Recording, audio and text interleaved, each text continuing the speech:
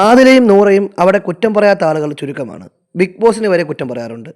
കാലത്ത് തന്നെ പറയുന്നുണ്ട്, ഇമോഷണൽ ബ്ലാക്ക്മെയിലാണ്, ബിഗ് ബോസ് നമ്മളെ രണ്ടുപേരെയും പുറത്താക്കുമെന്നാണ് പറയുന്നത്. വരുന്നവരുടെ അടുത്തും പറയുന്നുണ്ട്, ഞങ്ങൾ വീക്കാണെന്ന് പറയുന്നുണ്ട് ബിഗ് ബോസ്. അതുകൊണ്ട് ബിഗ് ബോസ് നമ്മളെ പുറത്താക്കാനുള്ള പോസിബിലിറ്റി കൂടുതലാണ്. അതുകൊണ്ടാണ് ടിക്കറ്റ് ടു ഫിനാലെ ജയിച്ച നൂറയ്ക്ക് ടോപ്പ് 5 കൊടുക്കാതെ ഫിനാലെ വീക്കിലേക്ക് മാത്രമാണ് എൻട്രി എന്നൊക്കെ പറയുന്നത്. ഞങ്ങൾ ഭയങ്കര വീക്കാണ് എന്നിങ്ങനെ എപ്പോഴും എപ്പോഴും വരുന്ന ആൾക്കാരോട് നമ്മുടെ ആതിരയും നൂറയും പറയുന്നുണ്ട്. അതുമാത്രമല്ല, അവരോട് എല്ലാവരെ പറ്റിയും ആതിരയും നൂറയും ഓരോ അനാവശ്യങ്ങൾ പറഞ്ഞു വരുത്തും.